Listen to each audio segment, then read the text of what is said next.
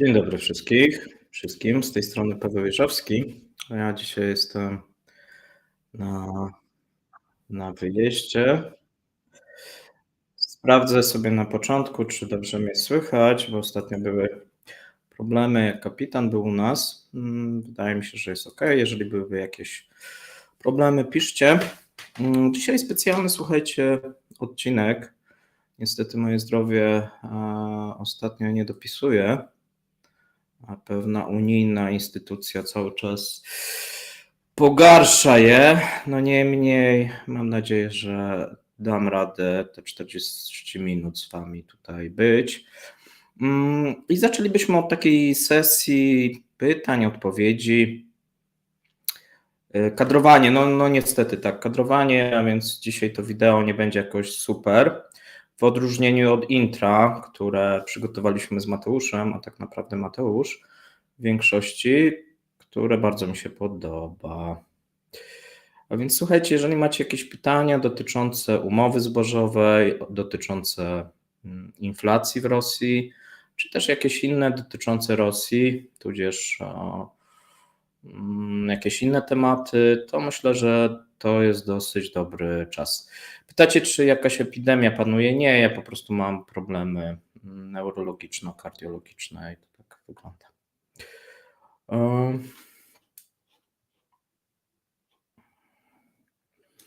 Tutaj piszecie ze Szwajcarii, Jacek. Dzięki, Jacek, że wpadłeś. Tutaj coś pisaliście, że jest jakiś konkurencyjny też live, no ale widzę, że część osób wybrała ten, jest mi miło. Natomiast, tak jak mówię, zapraszam do pytań dotyczącej umowy zbożowej. Może na sam początek, jeżeli też macie jakieś pytania dotyczące inflacji, jak najbardziej z chęcią bym odpowiedział. Czy Białoruś obciąża finansowo Rosję? To jest bardzo dobre pytanie, bo w sumie się wydaje, że i tak, i nie. A nawet wydaje się, że to Białoruś płaci. Dlaczego? Dlatego, że Białoruś cały czas, jeżeli chodzi o... No tam jest trochę taka dziwna sytuacja, bo jeżeli chodzi o ropę, to Białoruś płaci wyższe stawki niż na przykład Indie i Chiny. I nawet wyższe stawki niż inne kraje europejskie, bo w tym momencie rosyjska ropa też jest dostarczana do Europy, do Bułgarii, bo tam, pamiętajmy, jest wyjątek zrobiony dla tego kraju. Natomiast Białorusini mają taką cenę prawie jak WTI. Ale już jest inna sytuacja na gazie. Ten gaz jest tańszy. Z drugiej strony on ostatnio bardzo mocno staniał na europejskich giełdach. No i można powiedzieć, że Białorusini mają tańszy gaz w porównaniu z tym, co powiedzmy mają upusty w stosunku do tych cen, co były rok temu. Natomiast w stosunku do cen, które obecnie Amerykanie proponują na przykład Niemcom, czy nawet też Polakom, to nie są duże różnice, a nawet można powiedzieć, że bardzo zbliżone ceny.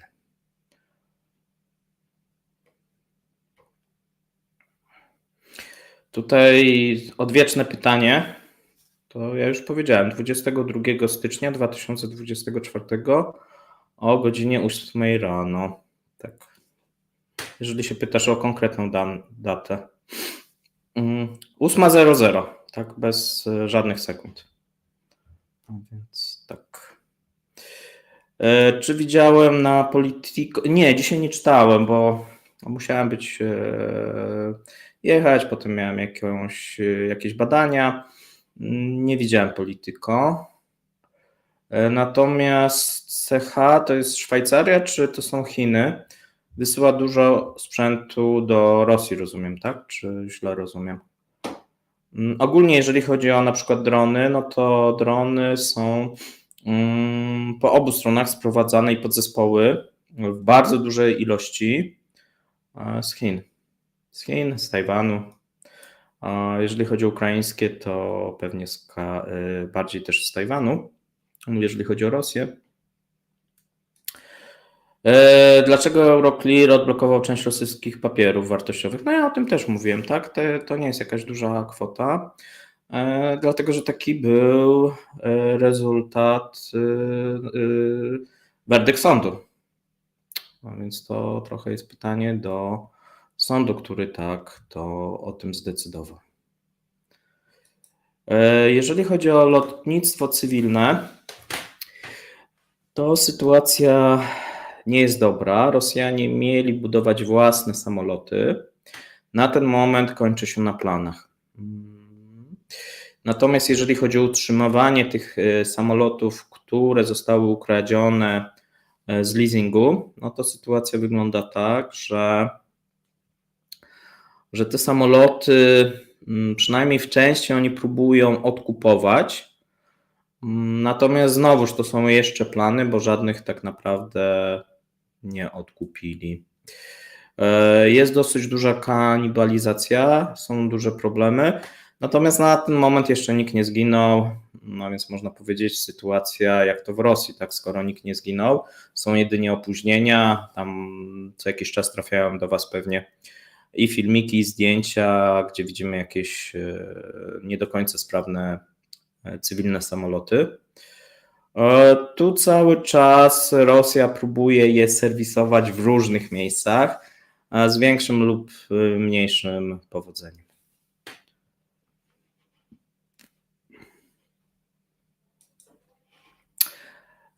Pytanie od Michała G. Dlaczego tak mała jest inflacja w Rosji, skoro rubel tak spada, bo na przykład w Turcji większą mają, a lira podobnie się zachowuje? Rozumiem, że chodzi Ci o inflację, którą mierzy Eurostat. No to przypomnijmy, ona wynosi za czerwiec 2,5%, teraz jest 3,17%.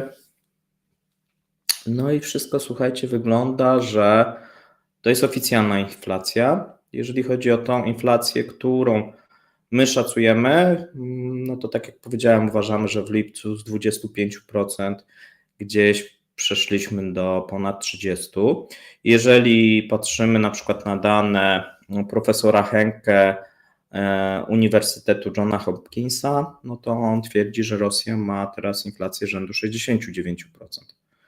A więc to jest kwestia, kto mierzy i co mierzy. Teraz, jeżeli patrzymy na bank centralny, to bank centralny również rosyjski nie wierzy w oficjalną inflację rosyjską, bo twierdzi, że celem na ten rok jest zbicie tej inflacji do 5-6%. No ale nie definiuje, jaka według nich jest obecnie inflacja. I podwyższa cały czas stopy procentowe, no bo teraz mamy sytuację taką, że stopy procentowe w Rosji wynoszą obecnie 8,5. O 1 punkt procentowy zostały zwiększone. Natomiast mamy zapowiedź, że przy następnym posiedzeniu zostaną zwiększone do 9,3. Jak to się ma do oficjalnej inflacji 2,5? No możecie sami sobie odpowiedzieć, tak? No nikt by nie zwiększał tych stóp, jeżeli inflacja by wynosiła 2,5%, tak? No chcielibyśmy w Polsce mieć 2,5%, tak? Każdy kraj by chciał mniej więcej taką mieć inflację.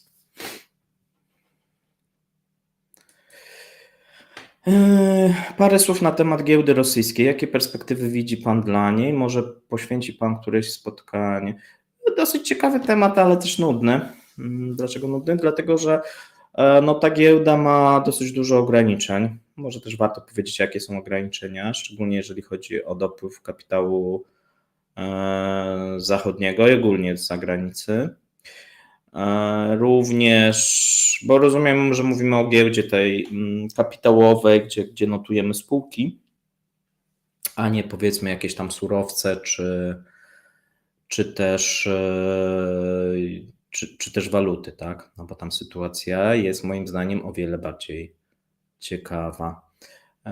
Myślę, że moglibyśmy spróbować, tylko że może jakąś część, tak? Bo jeżeli byśmy poświęcili cały odcinek, no to podejrzewam, że jeżeli bym dał tytuł Giełda rosyjska, perspektywy rozwoju, to byłoby dosyć mało jednak słuchaczy, ale część myślę, że tak. I wtedy byśmy też sobie powiedzieli na przykład o z Pimexie, w Petersburgu, o Moskwie, gdzie są właśnie notowania, jak to wygląda, kto może kupować i tak dalej, i tak dalej. Myślę, że to jest dobry pomysł, szczególnie zrobić taką część edukacyjną, no bo tutaj też jest dużo, czasami czytam jakieś dziwne rzeczy, tak? Cyfrowy rubel. Cyfrowy rubel Rosjanie chcą wprowadzać, tak samo jak Chińczycy cyfrowego juana. Wiele krajów przymierza się do lokalnej cyfrowej waluty. Czy to się źle skończy dla Rosjan? Moim zdaniem Rosjanie nie są przygotowani do tego, pomimo że w planach wygląda to znowuż dobrze.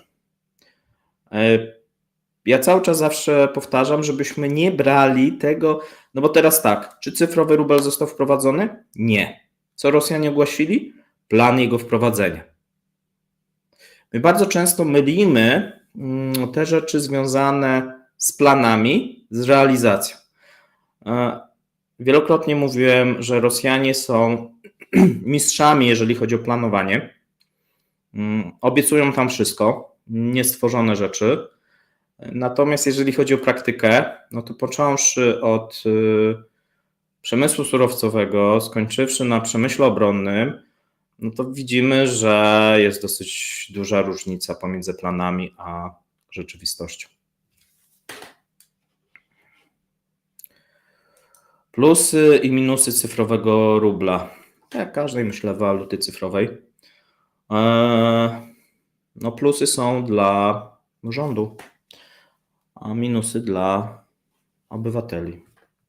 Szczególnie jeżeli mówimy o państwach totalitarnych. A takim w tym momencie jest Rosja, tak samo jak Chiny. A możliwość na przykład, to o czym się często mówi i co trochę chyba wszystkich przeraża, czyli możliwość, że jeżeli dana waluta nie będzie używana, no to może na przykład wygasnąć albo większe możliwości jak gdyby tutaj manipulacji, wpływania na tych obywateli, no bo jeżeli mamy powiedzmy taką standardową walutę, ją sobie zakupiemy, tudzież złoto czy jakieś inne, no to powiedzmy my jesteśmy w stanie to wymienić. W przypadku waluty cyfrowej no są większe możliwości, tak, czyli możemy, nie wiem, jakieś tokeny wygaszać komuś, możemy śledzić bardzo łatwo przepływy, tak, jeżeli tutaj mamy jakieś operacje na przykład oparte o blockchaina, no to będziemy widzieć, tak, kto, kiedy, komu, co i tak dalej. Pytacie o LPG.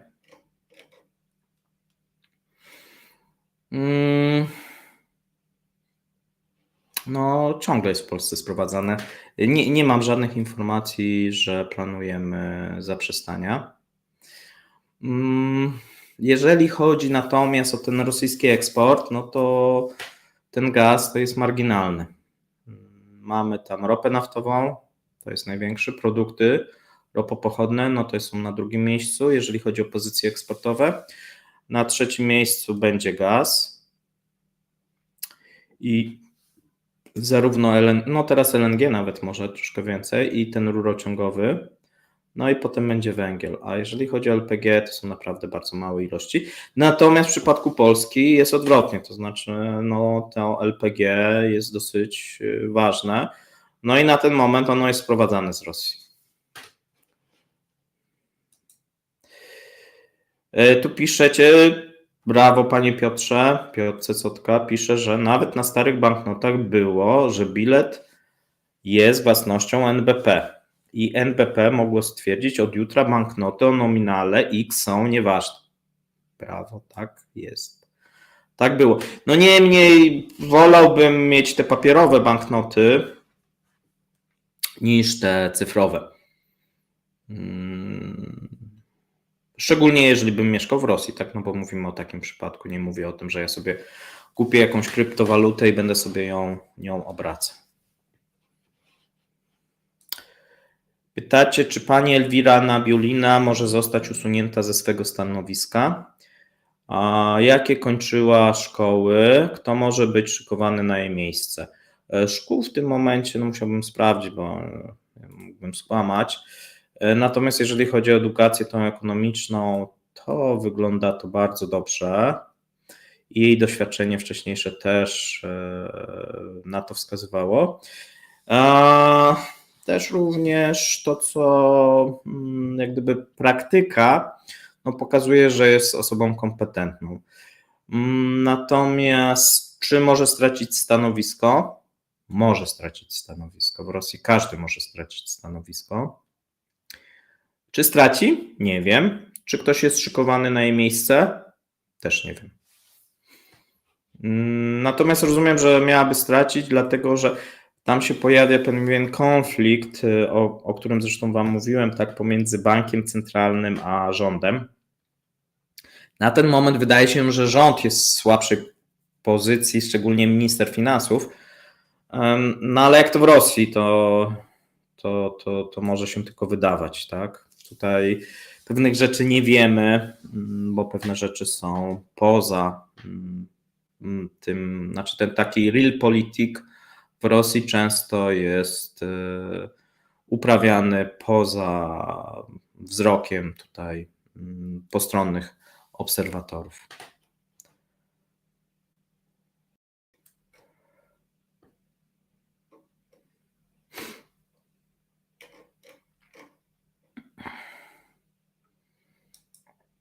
Tu piszecie, że Elwira sprawia, że Rosja pływa.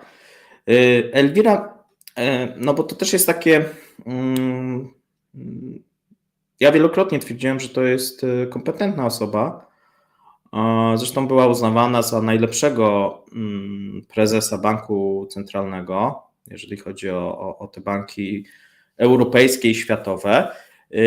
No niemniej trzeba pamiętać, że w zeszłym roku o wiele miała lepszą sytuację, jeżeli ktoś chciałby porównywać do tego roku, bo Rosja w zeszłym roku miała bardzo wysoką nadwyżkę i to, że jej się udało dzięki niej przeprowadzić Rosję przez tą pierwszą fazę paniki, tą fazę wojenną, to oczywiście jest jej zasługa, ale również zasługa tego, że miała odpowiednie narzędzia i odpowiednie możliwości. W tym momencie te możliwości kurczą się. No i jeżeli w zeszłym roku Rosja miała 227 miliardów nadwyżki w bilansie płatniczym, a w tym momencie ma tylko 50, a w czerwcu ma wartości ujemne, no to o wiele trudniej jej jest na przykład stabilizować kurs rubla, niż to było w zeszłym roku, tak? Kiedy były olbrzymie nadwyżki, jeżeli chodzi o sprzedaż ropy i gazu.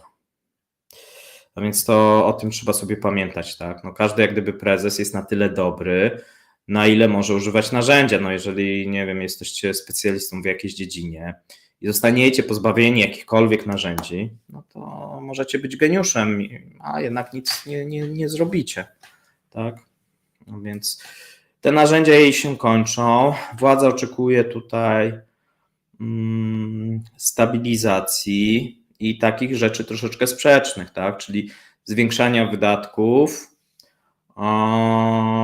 zmniejszania przychodów, no bo przychody spadają, no i stabilizacji kursu waluty. To tak chyba trochę nie idzie w parze. Od pana Pola. Czy obecne blokowanie Wikipedii w Rosji może mieć jakiś wpływ? Czy blokowanie kolejnych serwisów nie wpłynie przykładowo na gospodarkę? Nie wpłynie. Myślę, że blokowanie internetu czy jakichś serwisów. Tam dzisiaj chyba był na Komsomolskiej Prawdzie był jakiś artykuł na temat VPN-a, że to tak, że w sumie się nie opłaca go używać, że tam żadnych korzyści z tego Rosjanie nie mają, ponieważ Rosjanie dosyć szeroko, szczególnie ta warstwa średnia, klasa średnia używa tych VPN-ów. Natomiast nie sądzę, żeby to był jakikolwiek duży wpływ na gospodarkę. Tu piszecie, że prognozy były, że do czerwca będą mieli kasę na ratowanie rubla. To nie tak do końca było, Luis. To było tak, że były prognozy, że reguła budżetowa będzie realizowana do czerwca, a od lipca nie trzeba będzie realizować reguły budżetowej, która mówiła, że aby stabilizować kurs, należy sprzedawać juana. I tutaj Elwira mówiła o dwóch jak gdyby rzeczach. To, że spodziewają się, że od lipca przychody z ropy zwiększą się, a nawet od czerwca tam była prognoza maj, czerwiec, tak się mówiło. I druga rzecz, ona twierdziła, że jeżeli to nie nastąpi, to w którymś momencie ta wolna kwota juanów może się skończyć. Na ten moment jeszcze się nie skończyła, wszystko na to wskazuje. Mają też różnego rodzaju waluty z takich bieżących operacji, które nie są do końca, że tak powiem, znaczy one są księgowane, ale one będą księgowane z opóźnieniem. Więc my tego jeszcze, one są w cashflow, ale my tego nie widzimy. No niemniej jakoś mocno nie starali się ratować tego rubla, tak? To wielokrotnie o tym mówiliśmy. Oni starali się bardziej spowolnić jego spadek, tak żeby nie było paniki, niż próbować utrzymywać w jakiś sposób kurs rubla. Niemniej zwróćcie uwagę, że te ograniczenia walutowe, czyli na przykład wypłaty powyżej 10 tysięcy, czyli jeżeli macie 10 tysięcy dolarów na koncie, mieliście przed konfliktem i chcecie sobie wypłacić, no to nie możecie sobie wypłacić w dolarach, tylko do 10 tysięcy w dolarach, a powyżej 10 tysięcy w rublach. No, ponieważ nie ma tych dewiz, to jest raz. I drugi raz nie ma papierowych dewiz, czyli nagle jak ktoś by chciał faktycznie sobie papierowe wypłacić, no to jest problem, bo nie ma takiej często ilości, tak, żeby wszystkich obsłużyć. I co ciekawe, tam też były takie informacje, ponieważ jakiś czas temu rząd twierdził, że obywatele że jest możliwość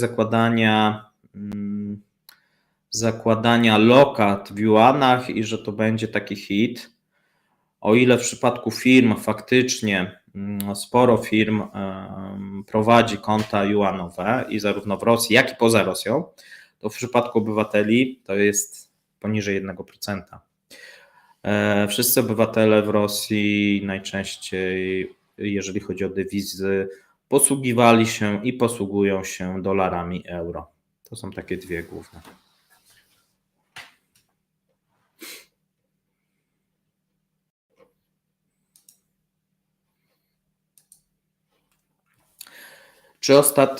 Pan Arkadiusz się pyta, czy ostatni atak na terminal zbożowy w Odessie był na tyle poważny, że transport zboża jest zablokowany, nawet gdyby Turcja miała pomóc w ochronie statków? Tak. Jeżeli chodzi o Odessę, tak. Jeżeli chodzi o drugi port, nie wiem. Szczerze. Tak, bo mamy głównie takie dwa porty, z których to zboże jest eksportowane. Na ten moment, w mojej ocenie, z tego co i z rosyjskiej, i z ukraińskiej prasy, i z tych informacji, które uzyskałem, w mojej ocenie tak. To były dosyć duże ataki z dużą ilością różnego rodzaju pocisków ja tu nie jestem specjalistą, ale z tego co rozumiem, o dosyć dużej prędkości i nie było odpowiedniej obrony przeciwlotniczej, która by te pociski zestrzeliła i tam straty są duże. Natomiast to, co nie znaczy, że to nie można, powiedzmy, odbudować, wyremontować. Ile to będzie trwało? Nie wiem.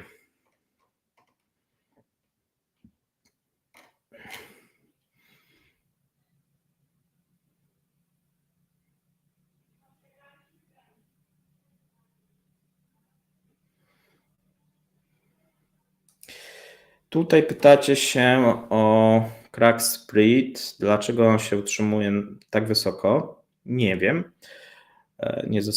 Nie wiem po prostu. I jak malejące zapasy ropy w USA mogą wpłynąć na rynek ropy? Wielokrotnie mówiłem, że nie patrzymy na zapasy ropy, szczególnie w USA, ale patrzymy na dane, jeżeli chodzi o paliwa, bo to jest bardziej istotne. Jeżeli gdzieś chcemy patrzeć na zapasy, to powinniśmy patrzeć na Chiny, bo one będą głównym graczem tutaj.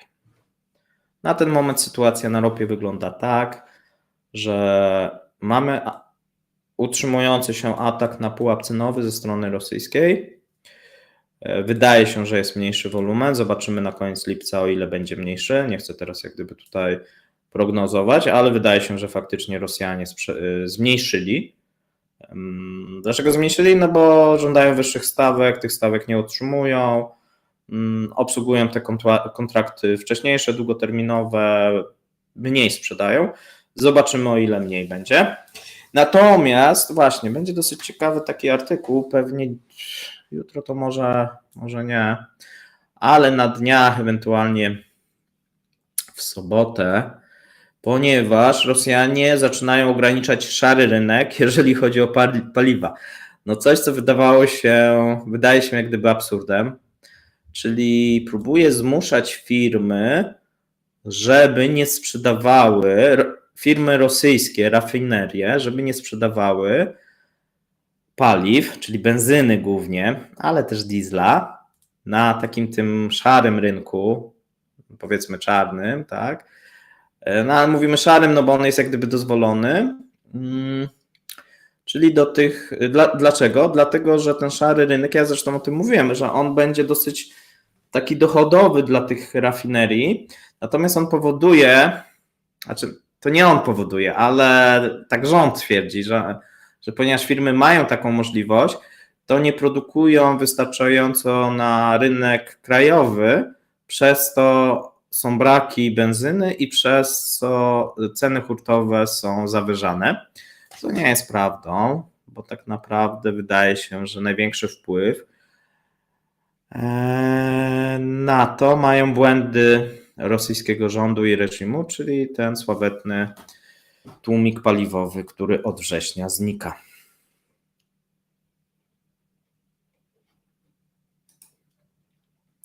Tutaj pytacie się tak, zakładając, że roczna inflacja jest średnio około 30%, a rząd planuje zmniejszyć wydatki budżetu federalnego o 10% w 2024, to znaczy, że faktycznie wydatki będą mniejsze około 40%? No nie, no tak to nie liczymy, tak?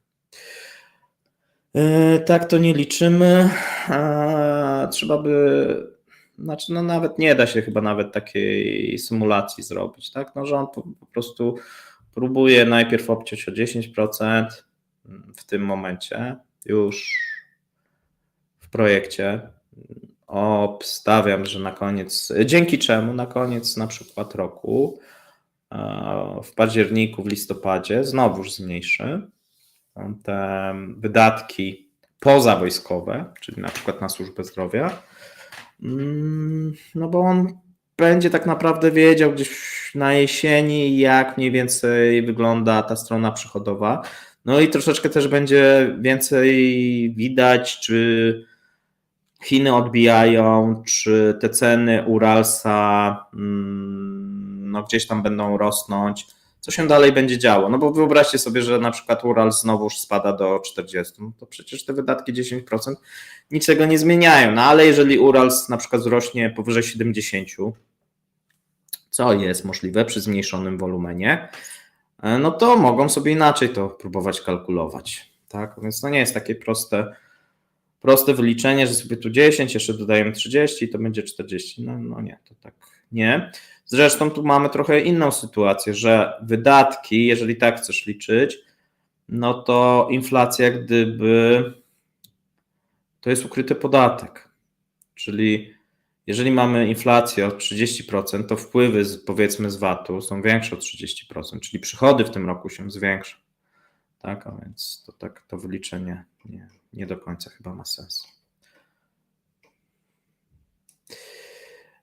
Jak Żydzi reagują na zalew rosyjskich diamentów? No już się przyzwyczaili, jeżeli się o to pytacie. Kiedyś zaproszę, bo znam osobę, która gdzieś w tej branży pracuje. Myślę, że to będzie ciekawy live. Czy z Rosji ciągle emigruje więcej ludzi, czy wróciło do stanu sprzed wojny? Z Rosji emigrują cały czas osoby, przy czym to tempo zmniejszyło się, tak? To nie jest to tempo z zeszłego roku. Natomiast pamiętajcie, że mamy jeszcze cały czas te osoby, które mają albo podwójne obywatelstwo, albo nawet nie mają obywatelstwa rosyjskiego i pracują w Rosji. I tutaj te osoby wracają. Są jak gdyby dwa powody. No, jest oczywiście ten strach mężczyzn, że pomimo, szczególnie jeżeli mają podwójne, że mogą zostać powołani do armii, szczególnie, że podwyższono wiek, a może też być sytuacja, że wcześniej na przykład służyli i są rezerwistami rosyjskimi, bo to mogą mieć na przykład być Kirgizami, tak, czy pochodzić z Kazachstanu, no ale w którymś momencie przyjechali na przykład do Rosji, pracują, utrzymują się i coś na przykład robili dla wojska, czy też odbyli służbę wojskową, no to wtedy muszą się zastanowić. Natomiast drugi taki element, który muszą rozważyć, no to jest właśnie ten spadający rubel. No bo jak to wyglądało? No wyglądało tak, że oni zarabiali, wymieniali to na dolary, a nawet czasami nie na dolary, tylko te ruble wysyłali jeszcze wcześniej. No teraz muszą zamienić na dolary, no bo jak nie zamienią, to może za miesiąc się okazać, że te ruble będą mniej warte. No i wysłać tej rodzinie jakimś tam systemem pozabankowym najczęściej. No tylko, że to już będą mniejsze kwoty. No więc naturalnie będzie mniej opłacalna praca w Rosji. Tak? Plus jest taki, że jest niedobór rąk do pracy, a więc tą pracę łatwiej jest znaleźć niż kiedyś. Minus, że ona jest mniej płatna w przeliczeniu na dewizy.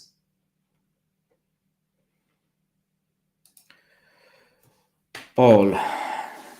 Czy brak umowy zbożowej może wpłynąć na ceny nawozów? Nie. Znaczy, jakiś wpływ na same ceny moim zdaniem nie. Ja wielokrotnie mówiłem, że tutaj przeceniamy tą umowę zbożową. Ona jest istotna przede wszystkim dla Ukrainy. Jeżeli chodzi o ceny pszenicy, nie jest istotna jakoś. Jeżeli chodzi o ceny nawozów, pewnie byłoby istotne, jeżeli by Unia Europejska na przykład poszła na jakieś ustępstwa w stosunku do Rosji i otworzyłaby szerzej się na przykład na nawozy rosyjskie i wykreśliła na przykład niektóre nazwiska niektórych oligarchów z listy i niektóre firmy z listy, wtedy tak.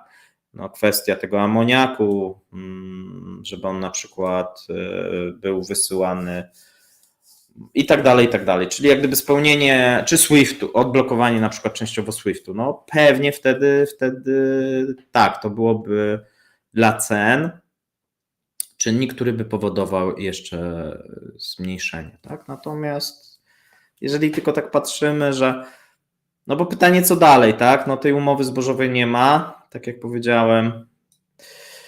Ukraińcy, jak dla mnie, oni idą w złym kierunku, bo oni próbują jak gdyby teraz no zobaczymy co zrobi NATO, tak? No bo oni próbują nakłonić NATO do tego, i Turcję do tego, żeby konwojować te statki. Najpierw muszą odbudować tą infrastrukturę, która cały czas będzie niszczona prawdopodobnie, a więc tam pewnie ściągną jakąś obronę przeciwlotniczą większej ilości, jeżeli chodzi o porty. Natomiast to jest trudny proces, dlatego i bardzo niebezpieczny. A z drugiej strony, no trudno wyobrazić sobie, że Ukraina jest w stanie wszystko wysłać, powiedzmy, przez Polskę, przez Rumunię, bo A, opłacalność tego spada, B, przepustowości kolei, dróg nie są takie, C, no ten tor wodny zawsze będzie tańszy i to sporo tańszy w stosunku do takiego transportu jakiegoś kolejowego, drogowego i potem gdzieś ładunek, powiedzmy, nie wiem, w Gdańsku, no to pewnie lepiej jest jakoś na lewo sprzedać to zboże gdzieś w Polsce, tak? Więc to tak to wygląda. Bo tutaj często mówi się, zresztą ja sam postulowałem, jeżeli chcielibyśmy, co nie zostało wykonane, tak? Chcielibyśmy pomagać, no to Unia Europejska, jeżeli to zboże miałoby być dalej wysyłane, no powinna wprowadzić kaucję, która jest pobierana, tak. Natomiast no wszelkie jak gdyby te systemy, nawet jeżeli sobie je wprowadzimy, no to no jak każdy system, no będą firmy, które, ponieważ no jest pokusa zarobku nielegalnego, no będą firmy, które będą chciały to obchodzić.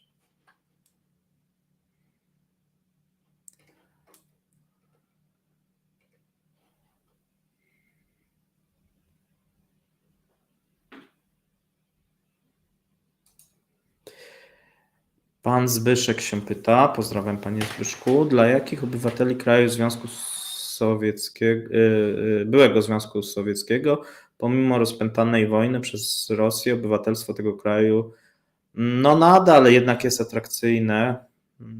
Do tej pory no to dla Kirgistan pewnie, no i pewnie jeszcze jakieś, tak, no ten Kirgistan powiedzmy takim chyba się wydaje najbardziej najbiedniejszy i tam z dosyć wysokim bezrobociem i z dosyć dużymi problemami. Natomiast no jednak Rosja, szczególnie Moskwa czy jakieś duże miasta, no były celem przyjazdu no wielu obcokrajowców z Azji Centralnej i tej Południowej. Tak? Więc to tak to wyglądało. Jeszcze zależy, no, kto, powiedzmy, jaki fach, co potrafił, co umiał i tak dalej. Nie? Pan Łukasz pyta się, Rosjanie raportują, że produkują i importują dużo więcej łożysk do taboru kolejowego, ale ich tabor kolejowy ma się słabo. O co chodzi? No tutaj nie, chodzi o typ łożysk, tak? Oni, to wielokrotnie nawet ktoś się wypowiadał ze słuchaczy i z widzów. Chodzi o to, że wcześniej na przykład importowali szwedzkie łożyska, a teraz importują chińskie, tak? No i tu w większości chodzi tak z grubsza, upraszczając bardzo, tak, bo one są jakieś tam zintegrowane, a tamte są jakiegoś innego typu. Upraszczając, wygląda tak, że te łożyska są mniej efektywne, te chińskie i sprawiają jak gdyby więcej problemów niż te wcześniejsze zachodnie. Jeżeli dobrze, to tak mniej więcej rozumiem. Pan Piotr Cecotka pyta się, Moskwa przynajmniej oficjalnie miała budżet większy niż cała Polska. Jak to teraz wygląda? Rosja ma większy budżet niż cała Polska. Natomiast to, co mówiłem ostatnio, no wygląda tak, że polski eksport zbliżył się do rosyjskiego eksportu. Albo inaczej, rosyjski eksport zbliżył, o tu ktoś coś pisze, tak, łożyska kasetowe, no tak jak mówię, no nie chcę tutaj się wypowiadać, ale dosyć dużo było na ten temat i faktycznie Rosjanie mają te problemy, jeżeli chodzi szczególnie o tabor kolejowy.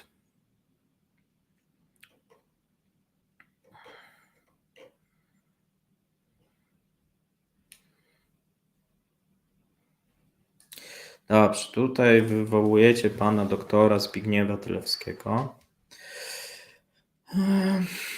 No ja nie chciałbym się ustosunkowywać do jego materiału, bo w jego materiałach padają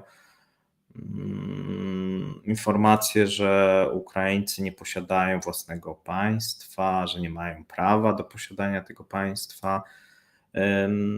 Te rzeczy, które najczęściej pan Zbigniew przedstawia, są bardzo zbliżone do tej oficjalnej linii rosyjskiej. Czy on się opiera o dane? Tak, bardzo często się opiera o dane i bardzo często są to dane prawdziwe. Tylko bardzo często nie są to dane aktualne, proszę zwrócić uwagę. I bardzo często wyciąga zupełnie inne wnioski niż wynika z tych danych, tak? Czyli no jeżeli pokażemy, na przykład ja bym wam pokazał dane za 2022 rok, gdzie Rosja miała gigantyczną nadwyżkę handlową, płatniczą. Pokazałbym też dane, że wzrost nominalny PKB za 2022 rok był olbrzymi, tak? Gdzie rubel się umacniał, tak? Do któregoś momentu oczywiście. No i pokazałbym te dane. One były prawdziwe. I na tej podstawie bym stworzył, jak właśnie, że Rosja ma się świetnie, przykładowo, to w mojej opinii, no, to jest jak gdyby opisywanie jakiegoś stanu na dany moment, tak? Teraz mamy, słuchajcie, 2023 rok, gdzie mamy odwrócenie wielu trendów. To tak jak na giełdzie, tak? No mieliśmy jakąś tam hossę. Jeżeli chodzi o finanse rosyjskie, to ta hossa została wywołana przez efekt wojny i szantażu, który na początku działał, tak? Rosyjskiego i paniki na rynkach. No i teraz, jeżeli przedstawimy tą panikę jako trend, no to wyciągniemy fałszywe wnioski. Czy na podstawie takich danych, albo inaczej was się zapytam, tak? Czy na podstawie tych danych pana Zbigniewa byście zainwestowali w rubla? No bo przecież on się miał umacniać. Ja pamiętam, on tam pół roku temu mówił, że rubel będzie się umacniał, rubel ma się świetnie, gospodarka rosyjska ma się świetnie, bez problemu zamieniono zachodnie dostawę ropy, gazu. No to spójrzmy sobie, jak wygląda w czerwcu, nie w grudniu 2022 roku, nie w marcu 2023, ale w czerwcu, tak? Zawsze, słuchajcie, patrzcie na dane na ten moment, tak? No bo jeżeli ja będę wam opowiadał na przykład i przedstawię wam dane za 2021, nie? Tam jeszcze były inne. I jeszcze inne wnioski wyciągniemy, nie? No więc wszystko trzeba popatrzeć na pewien kontekst, to jest raz. Drugi raz, powoływanie się na Bank Światowy, to akurat to nie jest dobre. No i powoływanie się na jedną rzecz, tak, którą często Rosjanie w tej swojej propagandzie, tak, czyli ten wzrost gospodarczy, który ma nastąpić, bo on nie nastąpił, tak, to też są plany. Mamy dane tak naprawdę na ten moment za pierwszy kwartał. Dane za drugi kwartał, prognozy i plany są takie, że tam będzie odbicie w rosyjskiej gospodarce. Ale dlaczego? Czy pan doktor, czy ktoś inny, tak, powiedział wam dlaczego?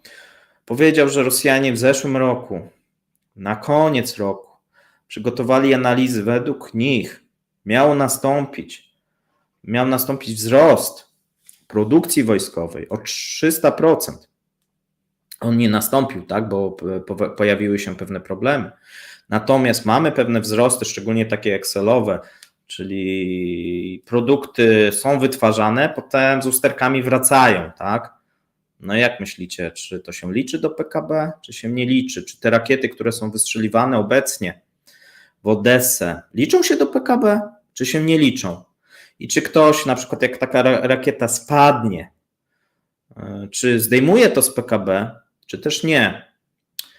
No i to wygląda tak, że zawsze, jeżeli kraj będzie tworzył produkcję wojskową, no to należy liczyć się, że będzie miał wzrosty PKB, bo ta produkcja wojskowa liczy się do tego wzrostu. I tak samo jak kraj będzie się przedstawiał potem z produkcji wojskowej, bo kiedyś musi przestawić się na produkcję cywilną, to będzie miał spadki. Spójrzcie sobie w 1946, do kiedy Niemcy nazistowskie miały wzrost gospodarczy, bo do roku prawie 45. A kiedy nastąpił spadek? No jak nastąpił pokój w 46. O ile? O 50%. Czy czeka to Rosję? Tak, czeka to Rosję. Kto o tym pisze? No akurat pan doktor Polski nie pisze, ale piszą o tym rosyjscy ekonomiści, którzy się tym martwią, tak? Dlaczego? No dlatego, że jeżeli ja teraz szyję mundury dla wojska, nie? A wcześniej szyłem sukienki, upraszczam, tak? Ale powiedzmy, i mam, powiedzmy, przez 2 lata dosyć dobrą koniunkturę, bo wojsko bierze wszystko ode mnie. Płaci z góry, zaliczki sięgają 50%, ceny są tak naprawdę z wolnej ręki, nie ma przetargów często.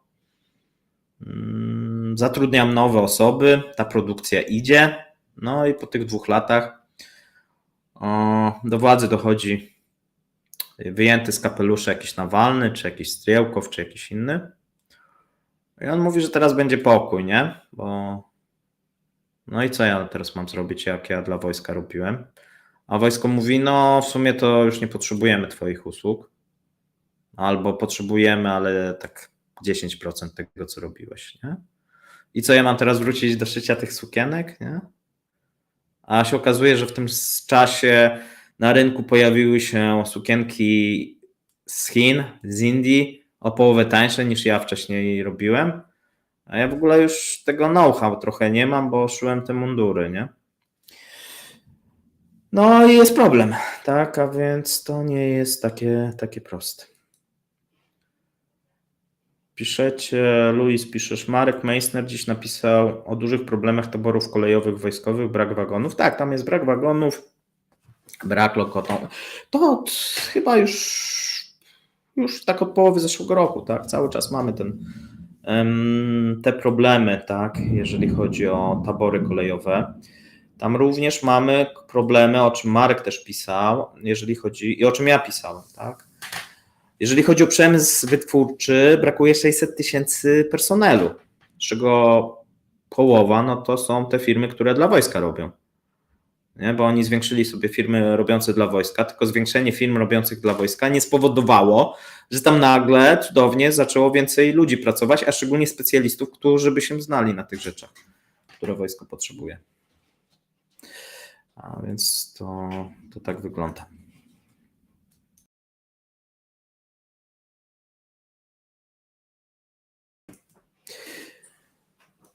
A więc słuchajcie, jeżeli chodzi o ten przemysł obronny, ja zrobiłem taki artykuł, a więc odsyłam do niego, dlatego że wydaje się, że wszystko, co tam napisałem, to się potwierdza, tak, potwierdza się. Zresztą no, chyba nie mogło być inaczej. Te wszystkie problemy związane z tym, że Rosjanie, przypominam, wpadli albo inaczej, firmy analityczne albo instytuty analityczne, które zostały zapytane na początku roku, co zrobić, żeby wygrać wojnę. Bo takie mniej więcej dostały, że tak powiem, polecenie od władzy, przygotowały raporty, z których wynikało, że należy zrobić optymalizację kosztową i powrócić do wytwarzania wcześniejszych modeli uzbrojenia, tak, które w ich opinii były tańsze.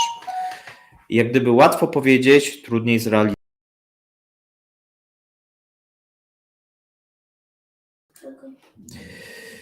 A więc łatwo, słuchajcie, jest to powiedzieć, trudniej jest zrealizować. No dlaczego? No dlatego, że jeżeli chcemy robić te 55, a mamy 2023, no to nie będziemy mieli tego personelu, który to robił. No bo oni robili ostatnio armatę, T90 czy jakieś inne rzeczy i robili, powiedzmy, mieli jakiś tam schemat odtąd dotąd. No jak sobie, powiedzmy, w styczniu, w lutym zaplanowali, że teraz będą remontować oraz też produkować jakieś starsze wersje, no to trzeba to wszystko przygotować. Trzeba ten know-how przekazać. To nie jest proste, tak? To nie jest proste. A więc no i jeszcze, a dlaczego tak wymyślono? No bo założono, że będzie masowość produkcji. No ale jak osiągnąć tą masowość w Rosji produkcji?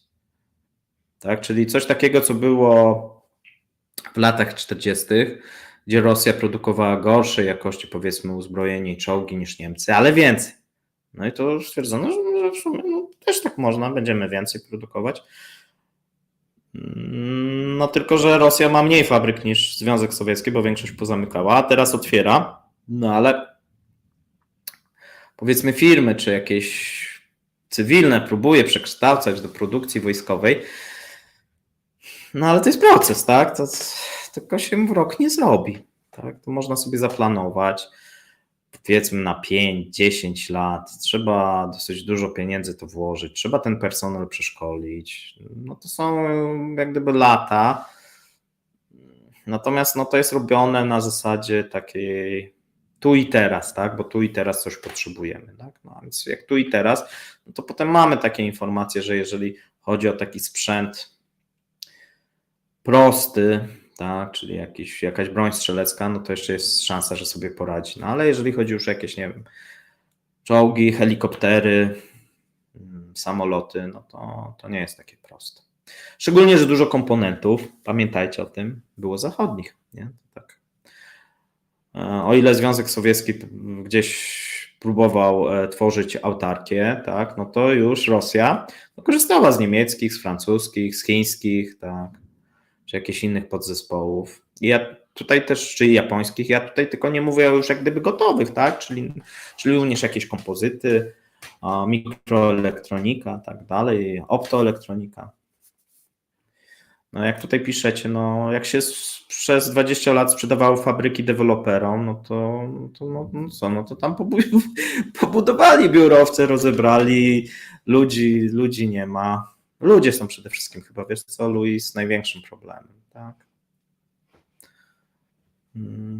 Oczywiście, jeszcze raz, no wszystko da się otworzyć, tylko potrzebny jest kapitał, technologia, nawet ta starsza, ten know-how, no i czas. Też jest potrzebny czas, bo to się nagle w miesiąc nie zrobi. W miesiąc to może, powiedzmy, Stany mogą dostarczyć Ukrainie jakieś uzbrojenie. To tak.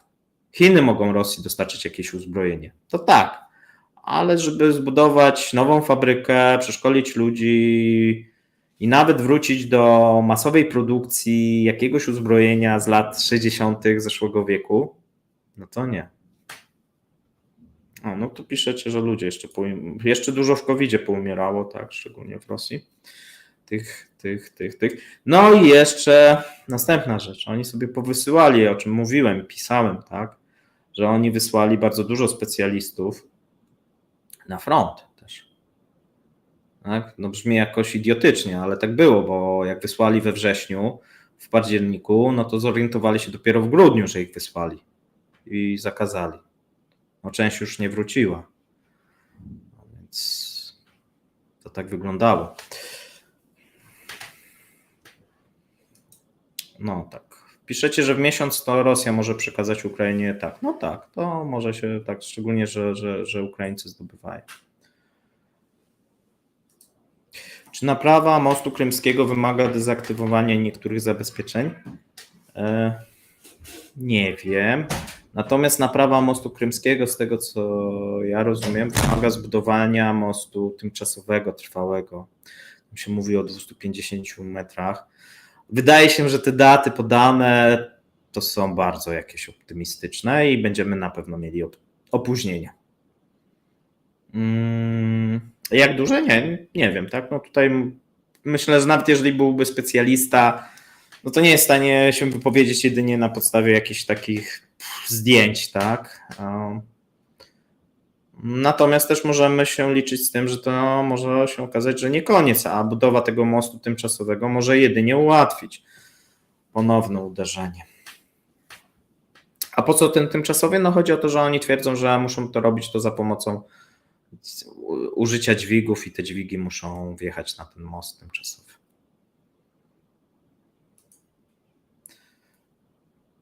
Tak, tutaj dzisiaj Marek, ja to też publikowałem, wysyłał historię naprawy T55. No i to jak gdyby potwierdza to, co pisałem tydzień temu, tak, te informacje ja pisałem w skali takiej makro, a tutaj super przykład Marek właśnie przygotował w skali mikro, tak, czyli jakiegoś już konkretnego, no bo ja mówiłem jak gdyby ogólnie o całym uzbrojeniu, tak.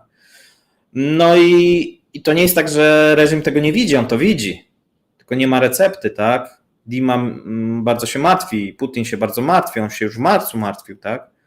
No ale oprócz tego, że się martwią, no to mało robią, kurczę, bo tam są jakieś wzrosty, jeżeli chodzi o tą produkcję. Natomiast no, one nie są adekwatne do prowadzenia wojny ofensywnej, na pewno nie. Do prowadzenia wojny defensywnej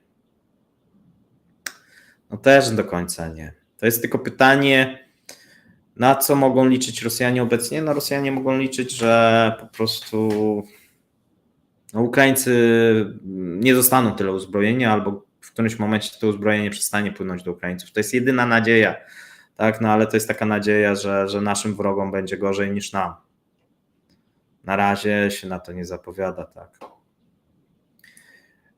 Nie jest dzisiaj debata poddaszna, tak, wczoraj była. Jak sądzisz, czy po wojnie Rosja wypłaci jakieś reparacje Ukrainie? Będzie to problem w mojej ocenie. No to są teraz mogę dywagować. Nie zostaną wypłacone żadne reparacje Ukrainie i to będzie jeden pewnie z problemów, które przez następne lata będą poruszane.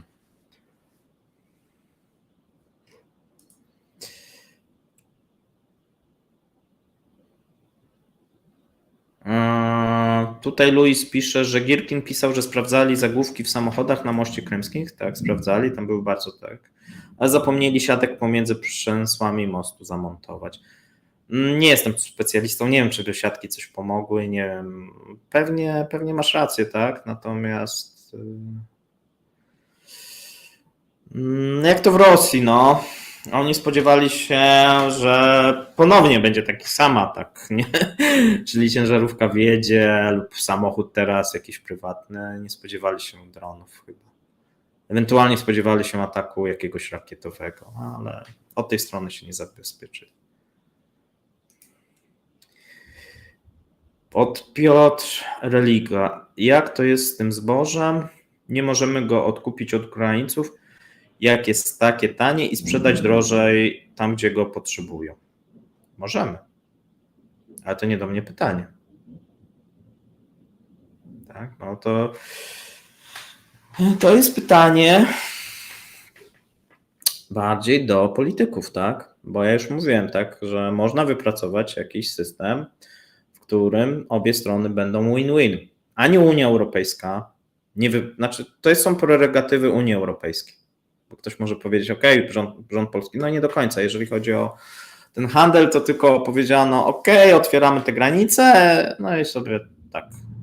I to zboże może sobie płynąć. Ono będzie transportowane powiedzmy do Afryki i dlatego otwieramy granice. A może tak jak tutaj pisałeś, trzeba było zrobić skup tego zboża. No ale to by wymagało tego, żeby Unia Europejska zaangażowała kraje by sobie powiedzmy dostawały na ten skup jakieś dodatkowe dotacje. No można było sobie tam wymyśleć, tak? I być może również sprzedawać to zboże. Tylko no to jest właśnie pytanie, po jakiej cenie, jak miałoby to wyglądać i tak dalej, i tak dalej.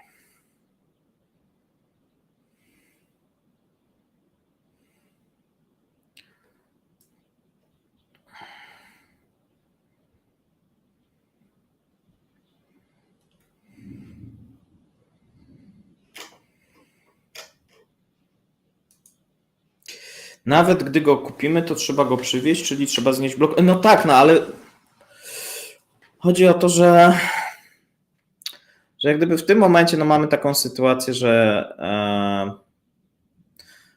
Ukraińcy przyjęli złą postawę negocjacyjną, polski rząd przyjął dobrą postawę negocjacyjną.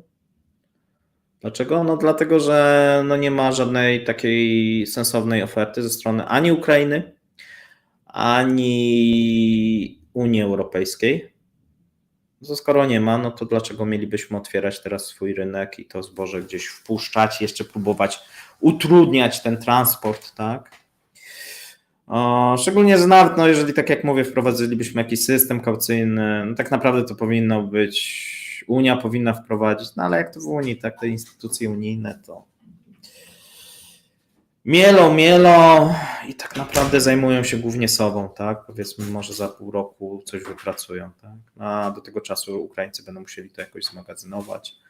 Do wyborów Polska nie sądzę, żeby zmieniła swoje nastawienie też. No, dosyć dużo o tym mówiliśmy właśnie wczoraj na live'ie. No jeżeli też Ukraińcy będą jedynie żądać i zgłaszać skargi na Polskę, no to też jest tak, no to do niczego dobrego to nie prowadzi, tak? Bo to prowadzi do tego, że obie strony się jeszcze bardziej usztywniają. A tak naprawdę to Ukrainie zależy na tym, żeby rozwiązać problem, a nie Polsce.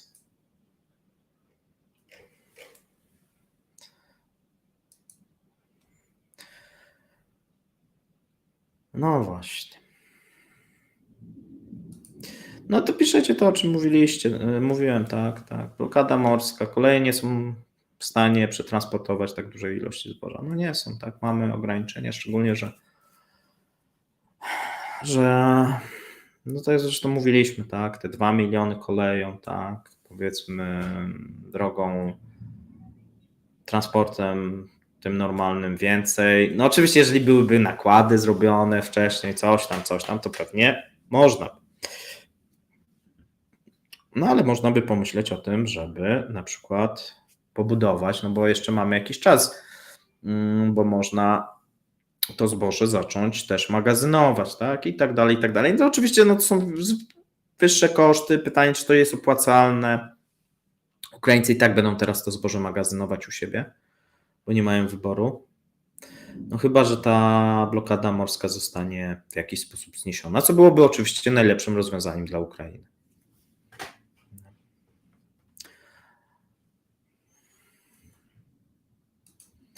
Piszecie, że nerwy Ukraińcom puszczają. No tak, no oni są w takiej sytuacji.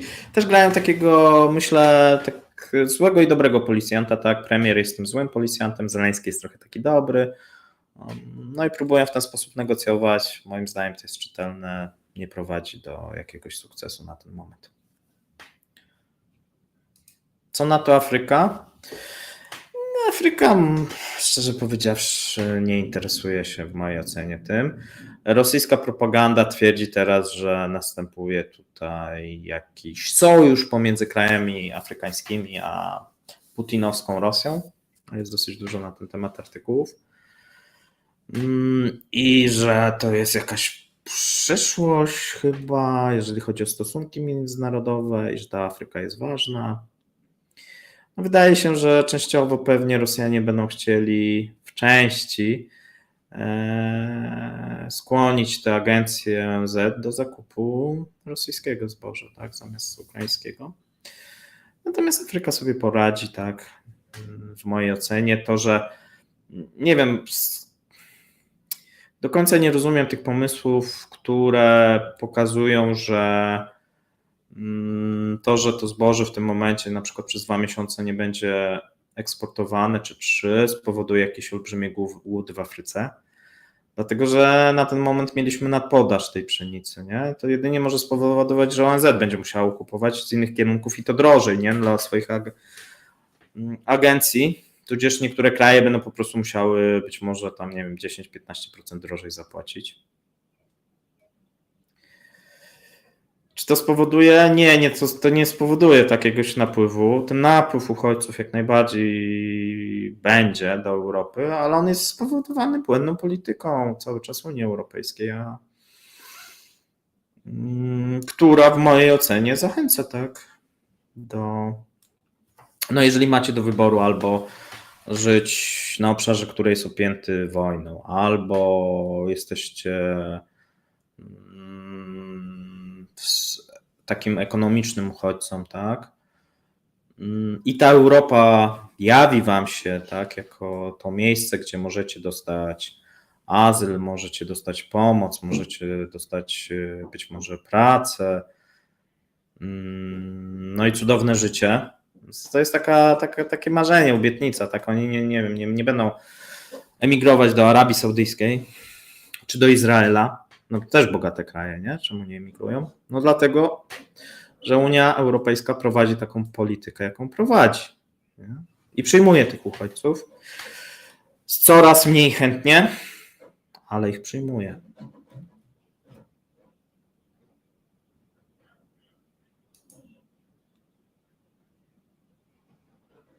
Tak, no kupi na przykład w Rosji, kupi z innych kierunków, nie?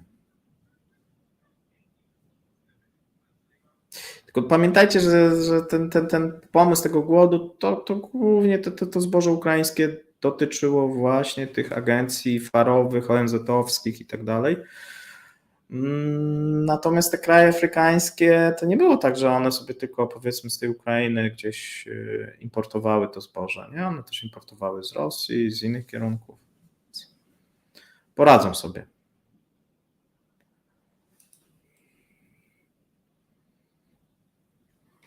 Tutaj się nie wypowiadam, nie wiem.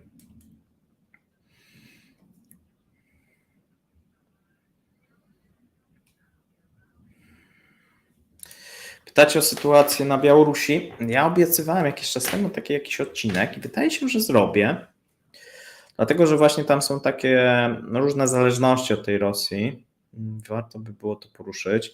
Myślę, że dzisiaj już jest godzina, więc niedługo będziemy kończyć. Natomiast warto by do tej Białorusi wrócić, szczególnie, że to też tam nie idzie w dobrym kierunku. Tak? To nie wygląda dobrze. No i też sobie powiemy, dlaczego powiedzmy to się jeszcze nie sypie, dlaczego ten Łukaszenka ma możliwość sprawowania władzy i tak dalej.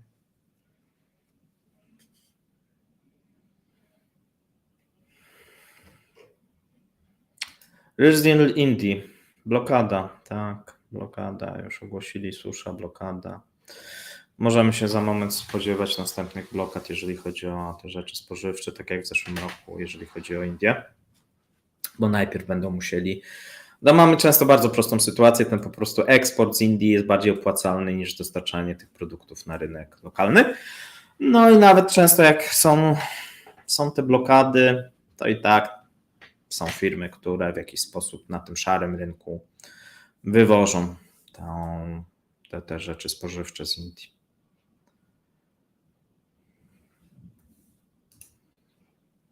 Czy widział Pan najnowszy odcinek Globalisty, w którym powiedział, że inflacja w Rosji jest 3%? Inflacja w Rosji jest 3% według Rostatu. No to Pan Globalista dobrze powiedział. Mam nadzieję, że dodał, tak, że według Rostatu. I że bank centralny ma odmienne zdanie w tej kwestii.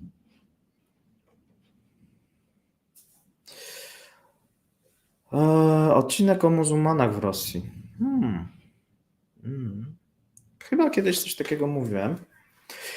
Moim zdaniem to znowuż, to pytanie jest, na ile ten odcinek byłby ciekawy dla wszystkich. Piszcie o tym, a więc ja zbieram te informacje i pewnie taki odcinek kiedyś się pojawi. Być może mówiłem, że kogoś zaproszę. Chyba, jak mówiłem o tych muzułmanach, a więc może tak też się zdarzyć. Ewentualnie sam to zrobię. Piszecie, że u Zychowicza, nie wiem, znaczy Piotrka Zychowicza znam, natomiast rozumiem, że tam dzisiaj był jakiś odcinek i rozumiem, że większość osób oglądała. Okej, ale były osoby, które tutaj oglądały i bardzo dziękuję osobom, które subskrybują kanał, które wspierają kanał, dziękuję patronom, bo tak naprawdę to dla Was jest ten kanał i to, co robię, to jest dla Was. I tyle.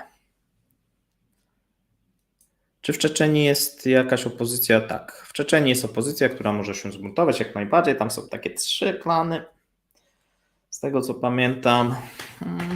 No i one oczywiście żyją w dużej mierze z nielegalnych interesów, jak również Kadyrow. Ja o tym wielokrotnie mówiłem, jeżeli chodzi o Czeczenię, jak i Inguszetię, tak, Dagestan, no to mamy dosyć duże wytwórnie alkoholi, czy gorzelnie, czy jak tam zwało, tak. No i sprowadzanie różnego rodzaju nielegalnych rzeczy, kradzionych. Na ten moment wydaje się, że Rosja nie ma nad tymi republikami do końca takiej federalnej kontroli.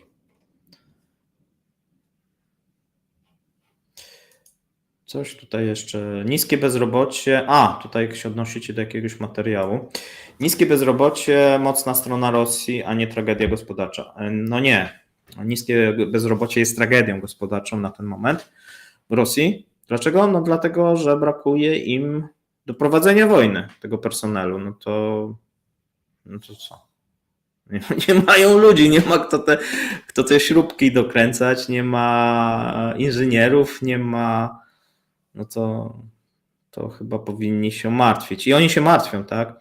To u nas jedynie jakieś osoby twierdzą, że to jest pozytywne, bo i zarówno rząd, jak i Miedwiediew, tak, ja to publikowałem wam, no martwi się, tak?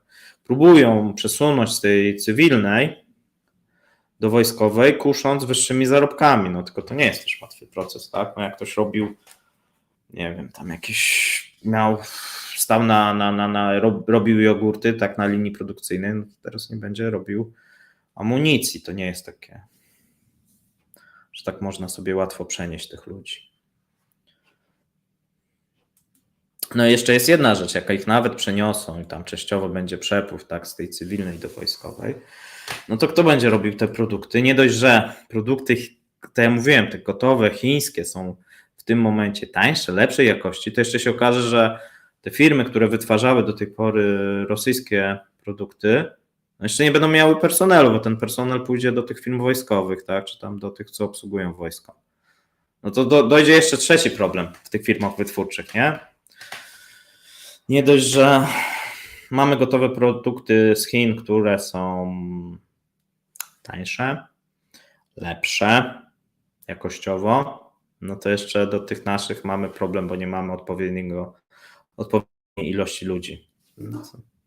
Skąd mają tych ludzi wziąć, nie?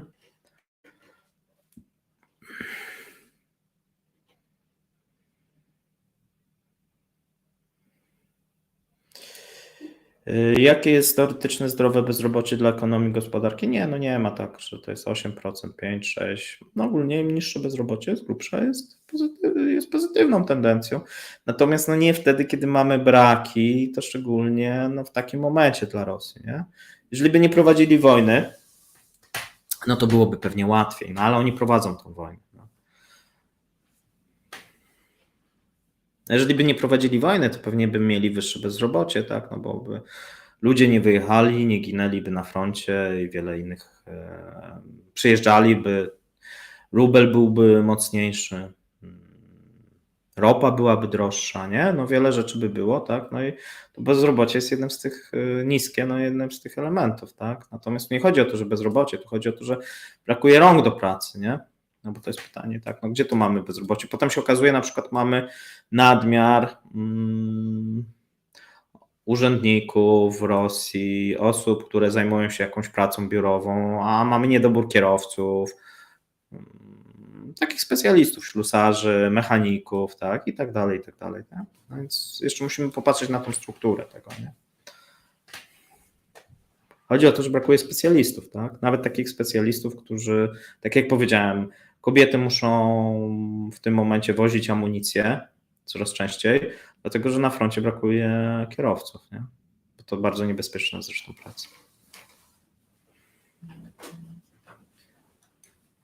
No tak, tutaj właśnie pan Piotr pisze, nie ma znaczenia, jakie jest bezrobocie w czasie wojny, są potrzebni konkretni ludzie, tak? Szczególnie jeżeli jest taki pomysł, że nie będziemy robić teraz armaty, no bo nie mamy komponentów, nie ma jak tego zrobić, będziemy robić, tak? Czyli nie będzie kabaretu, będzie chór, tak? No, jak gdyby rozumiecie, no nagle wszystko trzeba zmienić, tak? No były jakieś linie, tutaj robiono te podzespoły, tu robiono te podzespoły, tu robiono jakieś inne, no i teraz tu się będzie robiło co innego, tu się będzie robiło co innego i tu też się co innego, a te osoby, które wcześniej się na tym znały, no to w sumie trzeba przeszkolić od nowa.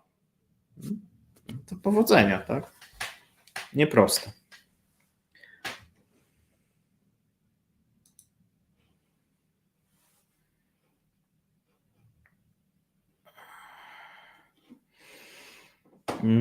Nie rozumiem chyba. Wiele rzeczy by nie było, przykładowo w Finlandii i Szwecji, w NATO, wojsk w NATO. No gdyby nie ta wojna i upór tej władzy, ja zresztą mówiłem, że no najlepszą teraz tak naprawdę, o tym jutro będziemy mówić, bo wydaje mi się, że Rosję zgubiła drabina eskalacyjna. No właśnie, jutro sobie powiemy dlaczego i co tutaj pewien doktor polski tak ma do tego. A więc zapraszam na nasz satyryczny odcinek z Mateuszem, bo będzie dużo na temat strachów Rosjan i będzie też na temat właśnie drabiny eskalacyjnej, bo wydaje się, że to jest jeden z przyczyn, że Rosjanie przegrywają tę wojnę. W mojej ocenie. Tudzież jej nie wygrywają, jak ktoś woli. Pytacie, no właśnie, jutro powiemy, nie chcę zdradzać, mamy jakiś tam pomysł i plan. Będzie w części Geopolo. O Burjacji. Demograficznie ucierpiał. Dlaczego? No dlatego, że dużo było osób, które zostały powołanych. Ekonomicznie też ucierpiał. No jeżeli chcecie jakieś statystyki, to pewnie teraz nie mam przygotowanych, to pokażę, jak to wygląda.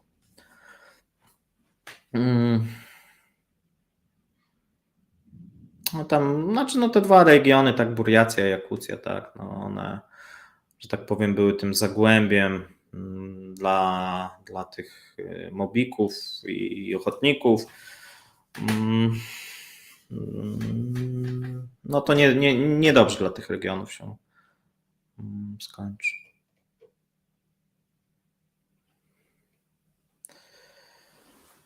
Dobrze. Słuchajcie, to powoli, bo już mamy ponad godzinę. Myślę, że będziemy kończyć. Ja zapraszam na jutrzejsze nasze spotkanie z Mateuszem. Będzie na temat.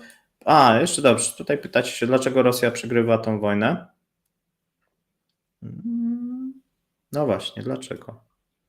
Walczą na terenie Ukrainy. No tak, nie? No, chociaż nie do końca, bo drony spadają teraz w Moskwie. Będziemy jutro mówić, czego Rosjanie się najbardziej boją. Natomiast no jeżeli popatrzymy na taki rachunek, ja o tym wielokrotnie mówiłem, zysków i strat, ale Rosji. Bo można się pocieszyć, bo to jest takie pocieszenie, że nasz wróg ma gorzej, nie? Bo ma rozwaloną demografię, ma problemy gospodarcze, nie poradzi sobie bez pomocy Zachodu. No ale czy w Rosji to idzie w dobrym kierunku, tak? NATO się rozszerza, ta drabina eskalacyjna przestaje działać, gospodarka zaczyna się mocno chwiać, rubel się osłabia, przychody z ropy, z gazu spadają, eksport Rosji wygląda tragicznie, jest na poziomie polskiego eksportu, produkty gotowe z Chin wypierają produkty rosyjskie, import z Chin przekroczył w lipcu, w sierpniu przekroczy 50%. Nie wiem, czy jest się z czego cieszyć? Ja bym nie miał, ale można się pocieszać, że Ukraińcy mają gorzej. Okej.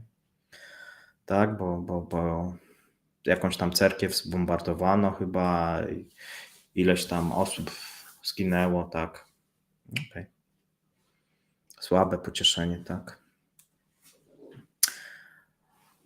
Dobrze, słuchajcie, a więc to chyba tym mało optymistycznym akcentem byśmy zakończyli. Dziękuję też fanom rosyjskim, którzy nas odwiedzili.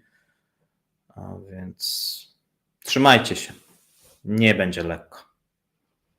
Dobrej nocy. Cześć.